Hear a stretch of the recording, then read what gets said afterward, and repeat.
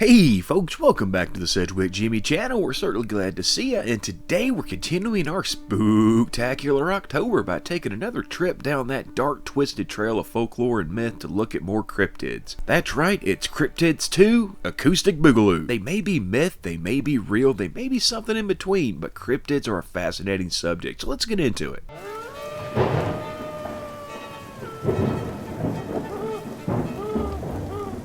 History and folklore are full of sea monsters. We need look no further than classical maps to see how important they really were. But of the mythical sea beasts out there, none has stood the test of time quite like the Kraken. And no, he wasn't unleashed by Zeus. In fact, the Kraken is Scandinavian in origin, the word existing in Swedish, Norwegian, and German. In German, it means octopus. The first written account is from a Norwegian natural history text from around 1250 and describes it as a creature so large that only The first written account is from a Norwegian natural history text from around 1250 and describes it as a creature so large that only two could possibly exist, elsewise they'd eat all the fish. Now, the older descriptions vary from a giant octopus to something more crab-like and, of course, something that was closer to a whale. The modern idea of the Kraken mostly comes from Erik Pontoppidan and his 1752 Natural History of Norway, where he described it as being enormously large, likened it to the beast Leviathan from the Book of Job, and claimed it was capable of pulling entire ships under the ocean. And it's this version that appeared in Moby Dick and 20,000 Leagues Under the Sea. The Kraken may have been based on a pair of real creatures, the giant and colossal squid, which interestingly enough are primarily found in Antarctic waters, waters that would have been near the same temperature as the waters in the Arctic where the sightings typically occurred. Is this giant sea monster with clawed suckers and eyes the size of dinner plates real? Well, we know at least some versions of it are.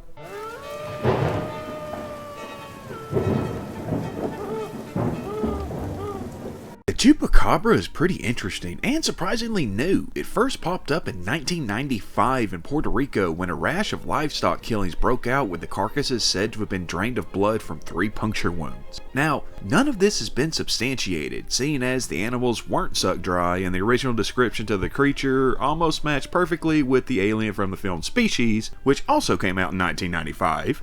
Add to this the fact that there is a different form of Chupacabra reported in northern Mexico, the American Southwest, and Texas that takes the form closer to that of a canine, though these are mostly explained as animals with severe mange. Whether there is a real reptilian Latin American goatsucker, we may never know for sure, but it doesn't look like it.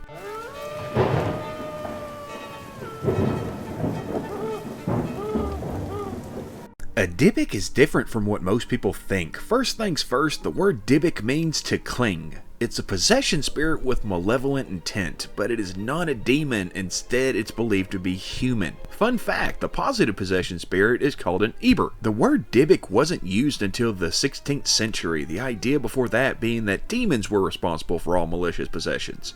And it was for the most part still obscure until S. Ansky's play The Dybbuk, which debuted in 1920.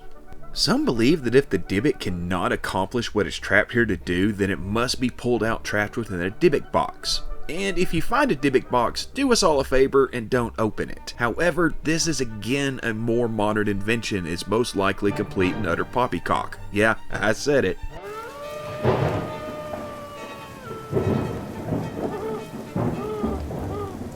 The Jersey Devil, or Leeds Devil, has a pretty basic mythical origin. A woman named Mother Leeds had 12 children, and when she found out she was pregnant with lucky number 13, she cursed the child. When it was born, it turned into a goat-headed, leather-winged, bifurcated-tailed monster and flew away into the Pine Barrens of southern New Jersey, hence the name Jersey Devil, and the lesser-known name Leeds Devil.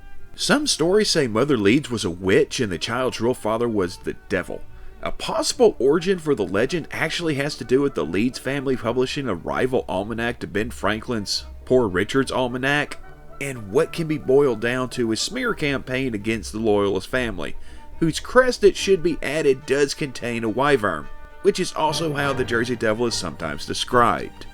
Goat head, leather wings, claws, and thrashing tail, I'm not one to visit the Pine Barrens. You know, just in case. And that's just gonna about do it for our quick look at some fascinating cryptids. And if you liked it, why don't you give us a like? If you want to see more, give us a subscribe. If you have anything to add, why don't you head on down to the comments and let us know. We appreciate you being here, and we hope to see you here again in the future for more Sedgwick Jimmy. Come check it out.